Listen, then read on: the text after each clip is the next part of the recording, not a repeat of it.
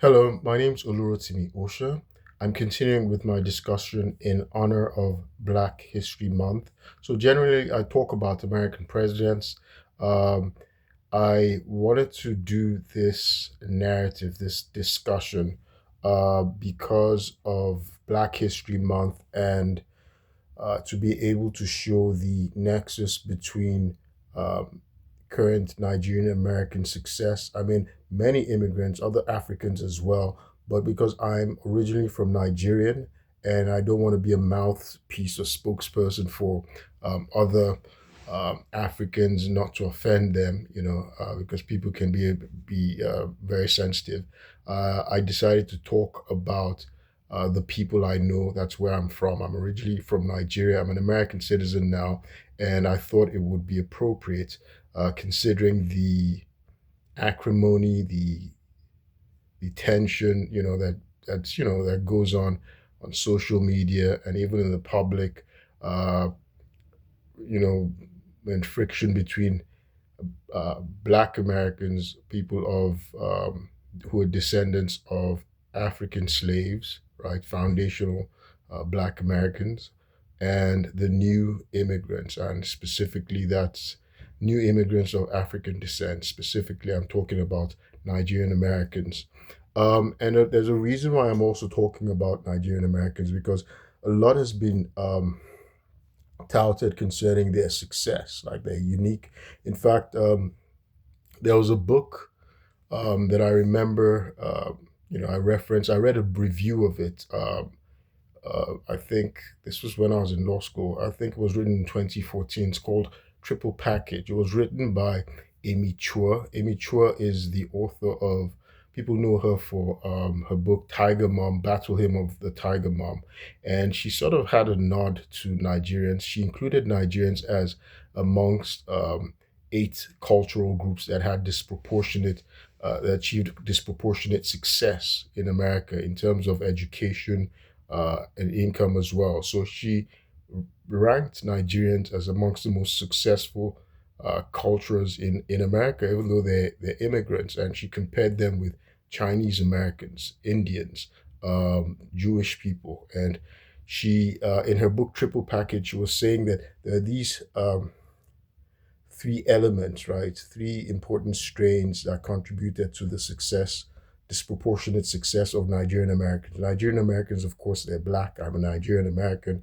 And one of the three elements she mentioned were one, that they had a superiority complex, that they had something that gave them a superiority complex, and that was their culture or their religious beliefs that made them feel that they were special in terms of the Jewish people, like being a chosen people from the Bible. There's historical beliefs, and Nigerians, maybe their cultural identity and things like that. She actually specifically referenced, the prestige of Igbos in terms of being entrepreneurial, um, and then she said even though there's that superiority complex, there's contradistinctively, or well, it's like two sides of a coin, right? So there's a superiority complex that made them feel they were special, and it made them very ambitious and very overachieving, while they also had an inferiority complex, maybe because they experienced discrimination,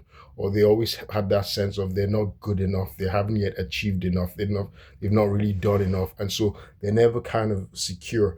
And thirdly, she mentioned impulse control, that these groups, these successful groups, and she included Nigerian Americans amongst them, have an impulse control. They have that sense of ability to delay gratification, right? Which, we all know that the general American populace doesn't have. So she included Nigerians, and since that book, I know Nigerians who've read that book. It's probably gone to the heads of a lot of people that, well, yes, that's validation that their success is due to their uniqueness, their ability, without giving the appropriate credits to the contributions of what Black Americans had done for generations, right, before Nigerians who came in. And that's what my purpose in doing these series, in my videos, right, during this Black History Month. And of course, I've been titling it what Nigerians owe Black Americans, right? So, um, and apart from Amy Choa's book, we can see indicators. I think Nigerians, for those who like money, who like to watch Forbes, Nigerians are the first immigrants amongst Africans who've become billionaires, self-made billionaires in America. Many people know Adebayo Ogunlesi. I'd been studying Adebayo Ogunlesi for a long time. Adebayo Ogunlesi was placed in Forbes magazine as a billionaire. His net worth is $2.5 billion. He wasn't born in America. He's the one who was once executive vice chairman of um, global infra. Sorry, he was executive vice chairman of Credit Suisse First Boston. He was an investment banker, and then he went on to found Global Infrastructure Partners. And of course, he was the first person to clerk. He was the first foreign-born person to clerk for a United States Supreme Court justice. Right, that's Thurgood Marshall. So Adebayo Ogunlesi graduated from Harvard, and he was one of those first people who did a JD MBA. So he got his JD, that's Juris Doctor or Doctor of Law degree from Harvard, while simultaneously completing an MBA, Master of Business Administration, from Harvard Business School, and he did excellently. He graduated magna cum laude from Harvard Law School, graduated a top 5% from Harvard Business School. So he had these excellent credentials. He went on to clerk for a United States Supreme Court justice. He was the first foreign-born person to do it, and of course, he's had an excellent career. And now on Forbes magazine, he's a billionaire worth over $2.5 billion, and he wasn't born in this country, right? And there's another guy again called Tope Awotona. Many people, professionals, use Calendly, right? The scheduling, the business scheduling app called Calendly, right? And it's funny. So he's the founder. He's a Nigerian. He came here at 15 as well. And he's just 44 years old. He's Nigerian. Both of them, by the way, are Yorubas, my tribe, right? So they're both from Nigeria. They weren't born here. Tope Awotona is on Forbes magazine as well. He has what he's said to be worth about $1.4 billion. The last time I checked on Forbes magazine. Prior to them, there was a guy called Case Lawal many years ago. He once had the largest privately owned business in America. Case Lawal. He's based in Houston. He wasn't born here as well. He also came for school. So these get people normally came for school, and so they're naturalized U.S. citizens. They weren't born in America. So Case Lawal became vice chairman of the Port of Houston Authority, which is the largest port in America by tonnage, right? And he was vice chairman. He's been vice chairman for a long time, and of course, he founded Camac Holdings, which is an oil trading uh, company, and it once was the largest privately owned company in America, right? So doing billions of dollars in revenues.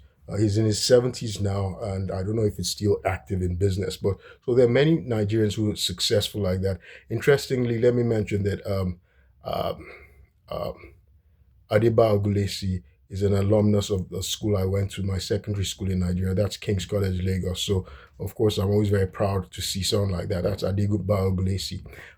There's so many Nigerians like that. They've done well in Hollywood.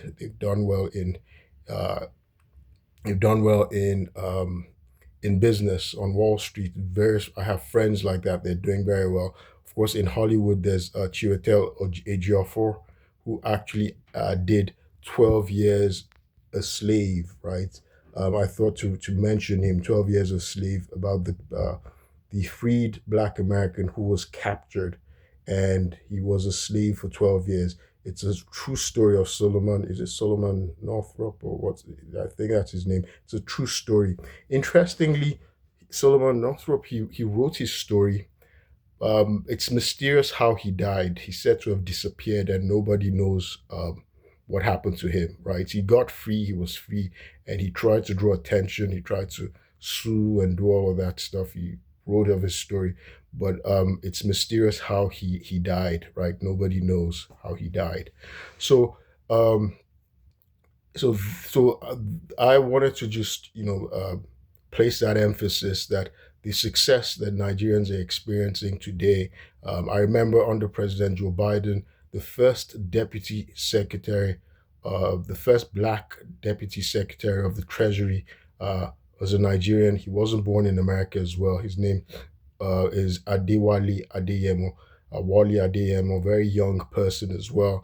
And so it was very impressive. And so I just always have to remember that, well, the Nigerians doing very well now. And many times there's that conflict, there'll be people who are negative, who are very divisive, who will say, well, there are these Nigerians, these Africans, these new immigrants, these new Nigerians, they are taking the place of Black Americans, places that Black Americans ancestors fought for.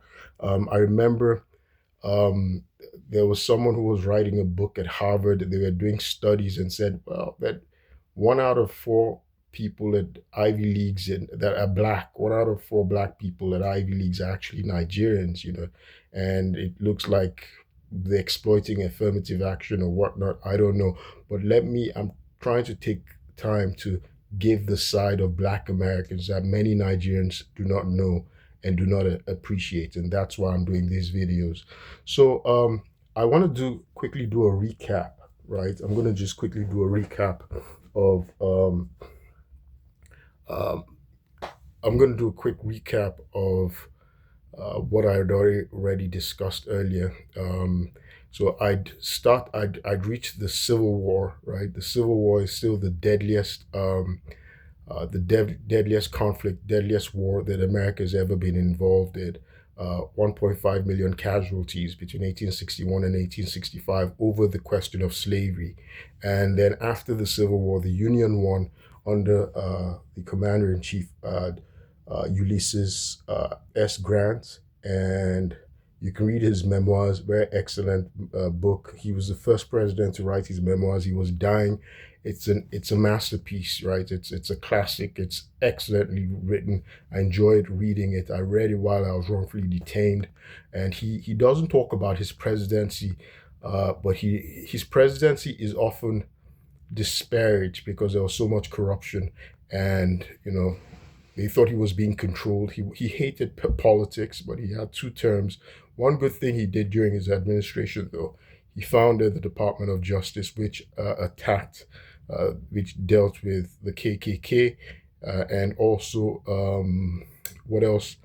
The Department of Justice was created to protect the civil rights of Black Americans in the South, right? So Black Americans were now free, and so between 18 from the time of President Andrew Johnson, who was a Democrat and was opposed to Reconstruction, there were what were called the Reconstruction Era Acts. So I'm going to quickly give a recap of those acts, and then I want to get us up to Plessy versus Ferguson, which started to sanction Jim Crow laws, the segregation laws that became entrenched in the South, and was created a new form of racial oppression and antagonism and disenfranchisement of Black Americans, right? So you see, there's this pendular experience that Black Americans have had with respect to rights, right? So they move forward, and it's almost like 2 steps backwards again. And so I just want to give what it is that Nigerian Americans have come into, right? What they experience. They haven't had to go through the struggles. They haven't had to stay in America for 400 years and experience the back and forth, the pendular movement of civil rights, of having humanity, of being stripped of humanity, of having equality, of being stripped of equality, and then fighting again for equality, right? So they haven't had that experience. So that's why I'm doing this video. So Reconstruction Era Acts, there was the Reconstruction Acts or Military Reconstruction Acts of 1867, which divided the South into 5 military districts, right? 5 military districts, and it established martial rule. So there were federal troops in the South, and their job was to enfranchise Black people, because the 15th Amendment was passed in 1870, and it gave Black people black men the vote, right? It enfranchised them, so it gave them the vote. And then there was they were under martial law. They were required. The South was required to draft. They were required to draft new constitutions, right? And that removed these codes and uh, uh, the laws that established black people as slaves or inferior.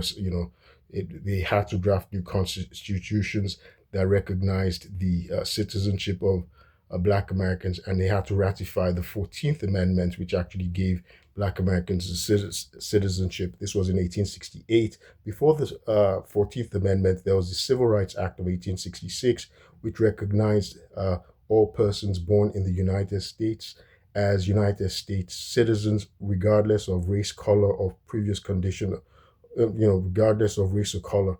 And then it's the Voting Rights Act of 1870 that gave eligible person that's the right to vote regardless of race, color, or previous condition of servitude. All right, and basically it was giving black men the ability to vote. And then there was the Freedmen's Bureau Acts of 1865 and 1866, which created a government agency that provided aid to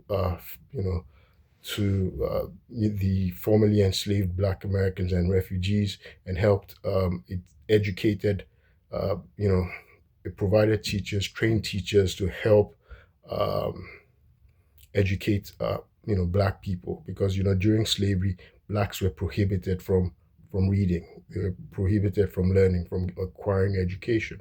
So, and then of course there was the Command of the Army Act.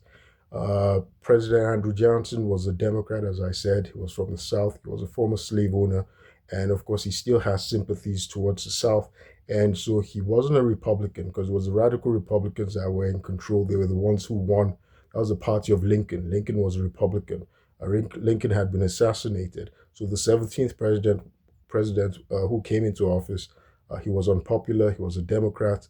And so the Congress created the Command of the Army Act, which restricted the power of the president, of Johnson, from being able to interfere with the military commanders' exercise of military martial law in the South. So you can imagine that was like a huge slap to an American president, because the American president under the Constitution is actually meant to be commander in chief of the armed forces, right? So, but this, we'd just gone through the bloodiest civil war, and the Republicans were determined to give equal rights to Black Americans immediately, right? Not to wait over time. So then during the Reconstruction era. Then the other thing was the Tenure of Office Act, right, of 1867, and that was what ultimately led to the impeachment of the first impeachment of a president, because when uh,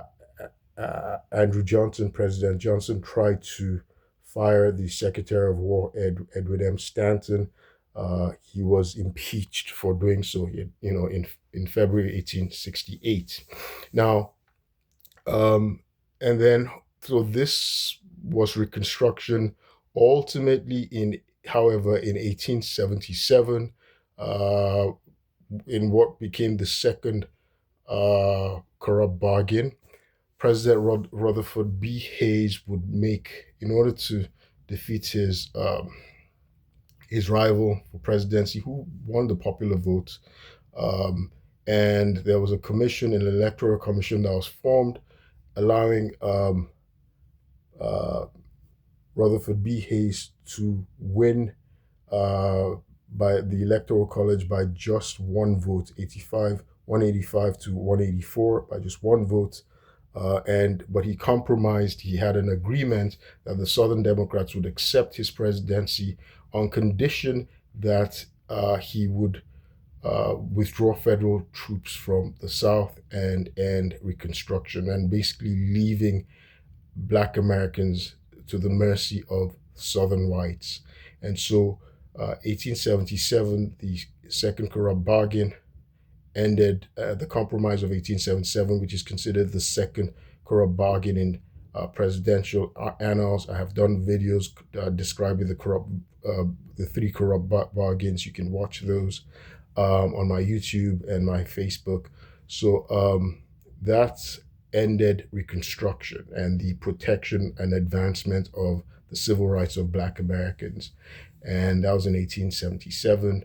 And then there was a Supreme Court decision in 1883, which declared the Civil Rights Act of 1875 unconstitutional. The Civil Rights Act of 1875 had it had prohibited discrimination against blacks, against people based on race, previous condition of servitude, in public accommodations, in private businesses, including inns and hotels, public conveyances. But the Supreme Court declared it unconstitutional, saying the 14th Amendment dealt with state action that created discrimination, not individual action or private businesses. So that started to open the floodgates for other other court decisions, basically green lighted segregation. And I'm getting us up to Plessy versus Ferguson. So Plessy versus Ferguson of 1896 would eventually declare, we typically call it, the holding of Plessy versus Ferguson, or holding is a ruling as saying separate but equal, right? Separate but equal. And so I want to do a video. I'm going to do a video especially discussing that case. I have a law degree from George Washington University Law School, so I like to go through some cases. And this does not constitute legal advice. I'm giving a disclaimer. So Plessy versus Ferguson, it ushered in segregation in the South and what later came on to be Jim Crow laws. So I'm going to do a subsequent video just describing the case Plessy versus Ferguson. My name is Osha. I'm going to stop this video here and I'll keep you posted. Thank you.